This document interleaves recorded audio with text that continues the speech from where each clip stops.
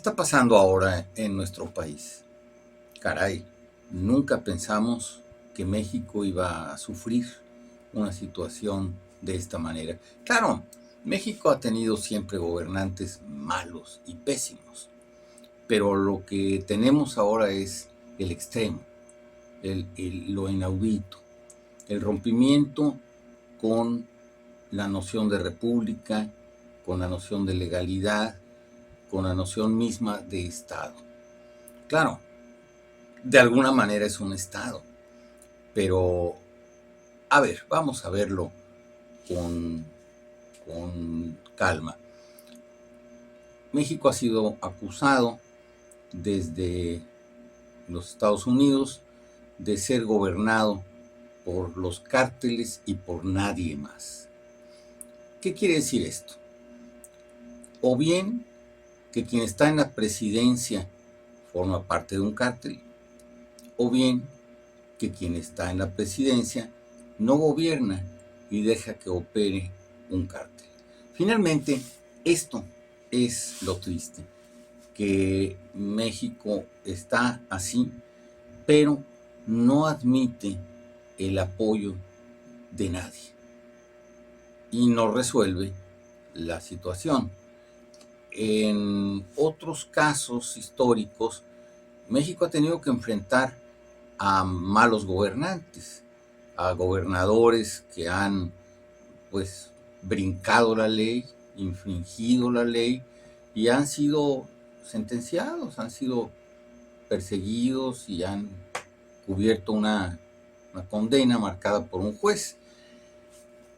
En los últimos 8 años, a pesar de que todo mundo dice que el gobernante fulano, y hay datos de prensa, no. En todo caso, son perseguidos los periodistas que señalan estas cosas. Y esto también es funesto para una democracia. Claro, si un periodista miente, por supuesto que puede ser contestado lo que dice o incluso seguir un litigio civil, pues que lo haga de alguna manera rehacer lo que dice. Pero hasta ahí. Pero aquí hay una condena. Se han mencionado los nombres, los domicilios de periodistas, incluso han sido juzgados por presentar evidencias de corrupciones, y esto es muy triste. ¿Qué clase de México tenemos? Porque claro, no hemos tenido un México perfecto, esto sin duda que no podemos crear una ilusión de un México que nunca ha existido. Ha habido un camino lleno de dificultades en el que se han conquistado pues derechos que se perdieron en el último año y medio que ha gobernado la persona que está en esa situación, que o bien pertenece a un cártel o bien tolera que los cárteles hagan lo que quieran.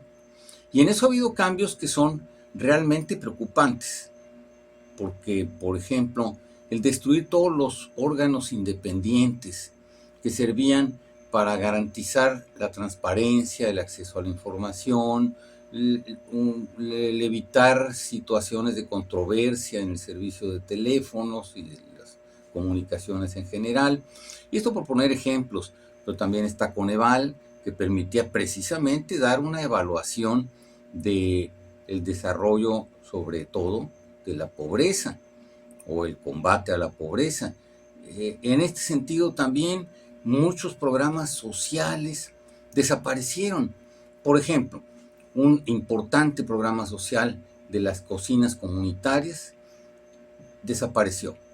Este programa abría la puerta para que tanto los niños, principalmente de las escuelas, los alumnos, el alumnado de las escuelas primaria, secundaria, tuviera acceso a alimentación sana y en un precio económico. se calculó cuánto podía costar, etcétera, se le dio ese presupuesto a una persona que asumió esa responsabilidad y funcionó. Incluso si hablamos de comidas que costaban a los niños 3 pesos en 2010, 3, 4 pesos. Para un adulto externo que no perteneciera a la comunidad estudiantil y que decía, bueno, no sé si tiene alguna comida, y decían que sí, una comida muy completa, breve, pero muy completa en términos de nutrición, con un caldo, con un plato principal que tiene una ensalada, que tiene algunas verduras y un postre y un agua. Es algo sencillo, 15 pesos para un adulto externo. Bueno, esto precisamente desapareció con el asunto de que hay mucha corrupción. ¿Cuál? Nunca pudieron demostrar ni detener a nadie. Hay muchas mentiras. Y entonces se empezó a crear una mentira que hizo creer que lo que se había construido, eso que se había construido, pues vamos a decir que desde 2000, vamos a contar lo anterior, pues sí, los últimos 12 años anteriores, desde 88, pues se empezó a construir desde 92, ya cambiando leyes, pues un México que empezó a ver los asuntos económicos como algo muy importante para la subsistencia de un país. Claro, esos dos presidentes, tanto Carlos Salinas como el presidente Zedillo, eran economistas serios, formados, con una extracción pues muy formada en los beneficios sociales que debería tener una economía sana. Y esto, pues estamos aquí hablando ya de un México que tenía muchos conflictos, que estaba saliendo de inflaciones exageradas y que de repente había una propuesta para sanear y saneó. El crecimiento económico durante el sexenio de Ernesto Zedillo fue en promedio del 6%. Esto es muy sólido. De ahí, claro, había inconformidades, se abrió la democracia y entraron 2 sexenios de panistas que hicieron sus aportaciones también. Por ejemplo, Vicente Fox crea el Seguro Popular y pues también el presidente Calderón fundamentalmente busca cumplir y tener convenios con los derechos humanos de tal manera que la Constitución tenga la primera orientación o la primera fundamento de toda la argumentación constitucional debe estar basada en los convenios internacionales de derechos humanos que tiene México. Y esto, pues fue un logro. Y así el artículo primero de la Constitución es el que garantiza los derechos humanos. Y de ahí, bueno, hay un cambio en la estructura jurídica de México muy importante. Y bueno, también las reformas que se hicieron bajo el gobierno de Enrique Peña Nieto parecían delicadas y peligrosas, sobre todo la de tipo energético. También hay una reforma educativa que logró deslindar a los sindicatos del proceso educativo y del trabajo educativo y separarlos. Y los sindicatos en su política interna tendrían su vida interna, obviamente, con todo el respeto que merecen, pero sin que las políticas educativas giren alrededor de la voluntad de los sindicatos. Esto se ha perdido. Todo esto, toda esa entramado que permitía por la vía de esa reforma energética financiar a Pemex a partir de la venta o renta de contratos con asociaciones extranjeras por lotes que producían y estaba calculado el riesgo, el costo de producción y qué porcentaje lo tendría México como ganancia. Y bueno, El petróleo pues es nuestro, el petróleo forma parte de los bienes del subsuelo mexicanos, eso no está en duda. Pero el financiamiento de la producción y por lo tanto los beneficios, las ganancias de esa producción, es lo que estaba pactado. Y bueno, esto era adecuado, debía perfeccionarse.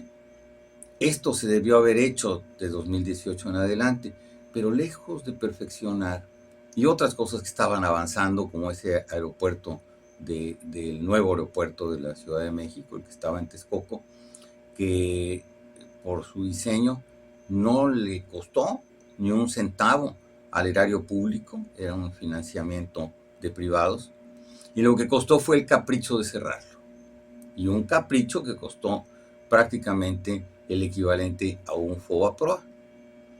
Entonces, el ejemplo más claro de que a partir de 2018 empieza una decadencia del país. Pero se pregunta uno, ¿por qué? ¿Para qué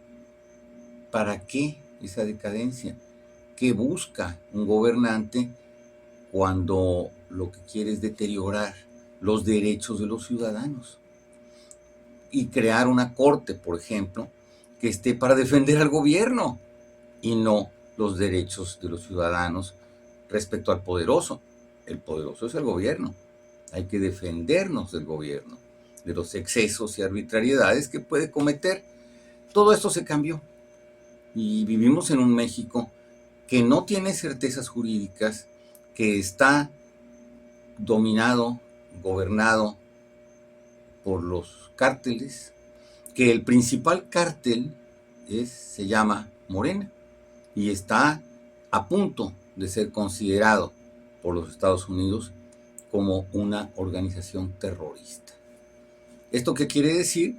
Que mantienen el terror a los ciudadanos, los mantienen en la mentira, para que por un lado fluya el huachicol con las cabezas que todos conocen, y que sin duda que esto también tiene que ver con el estado de Veracruz, por supuesto, porque ahí está un personaje también en la gubernatura que está ligado tanto al huachicol como al saqueo de recursos a través de la refinería Olmeca en Dos Bocas, refinería que nunca se debió haber puesto en ese lugar por obvias razones, porque una inversión de ese tamaño pues no se pone a riesgo de que el mar lo inunde o de que las lluvias lo inunden en cada temporada.